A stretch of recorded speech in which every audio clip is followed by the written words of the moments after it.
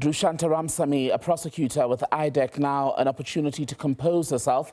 She was about to read into the record something to do with instructions that were issued to her by her now former boss, Advocate Andrea Johnson, and really based on what we've just seen in the last few seconds, it clearly is something that would bring her some pain as far as recollections go. We're going to bring up SABC News reporter Kenny Mapanga, who's in the room at the Bridget Mabandla Justice College, but let's not move away from these pictures. What you're looking at now is this break that the Commission is now taking. Let's just remind you of the ground covered during today's hearing. Drushantha Ramsamy confirming from this morning that Advocate Andrea Johnson had, during her time as head of IDAC, met on her account multiple times with the Police Minister, Senzo Mchunu, at the time. And she says Johnson had come back and told the team at IDAC that ultimately what Mchunu wanted to do was clean up crime intelligence, an apparent reference to the investigations that were going on at the time against senior members of crime intelligence, which, as we know now, the basis, the foundations of those investigations have been brought into question. Let's bring in SABC News senior reporter Kenny Mapanga at the Madlanga Commission. Kenny, give us more insight into the testimony that we're just about to go into and why it may be seemingly such a painful recollection for Drushantha Ramsamy.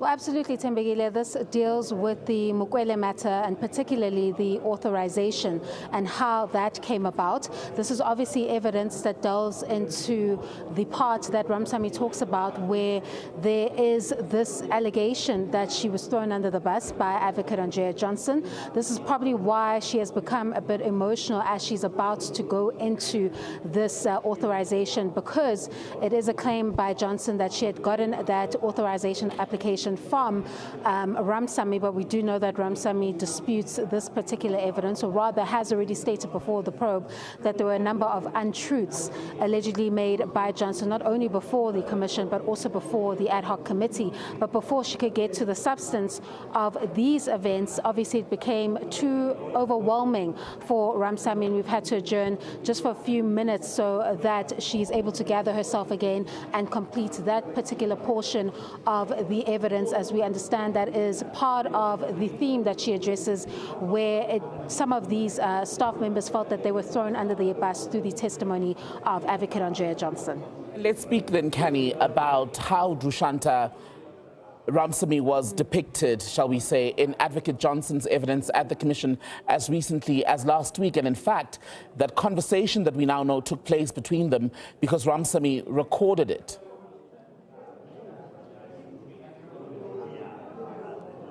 Well, absolutely. That forms part of last week's evidence where Johnson was trying to get an understanding. Well, we don't know if she was trying to get an understanding or if she knew and was allegedly trying to get Ramsamy caught up. But essentially, she was asking about the suspects or the names. Where did the names come from?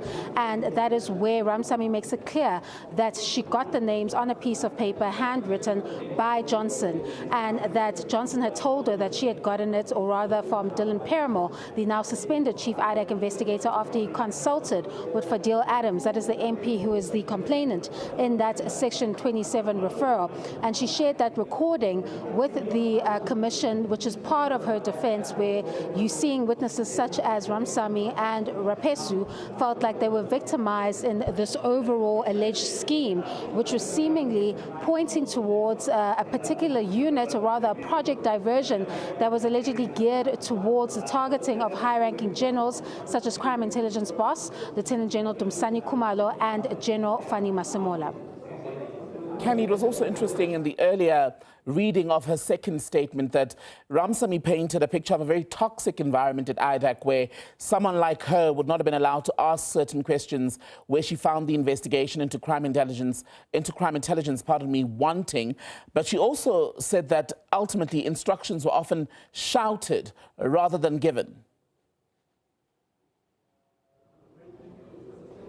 Absolutely, and this is part of the problem or the flaws that is identified in the IDAC's operational methods, and it becomes seemingly more clear as to why certain information was hidden from certain investigators as well as prosecutors, because it seems that this particular project was being led by certain individuals within IDAC, and they had their own particular interests in this regard. I do hear that behind me we're set to continue. I just want to have a peek on whether or not they're entering. Well, there you have it. The Commission is back to resume with that testimony about the authorization. Let's take a listen.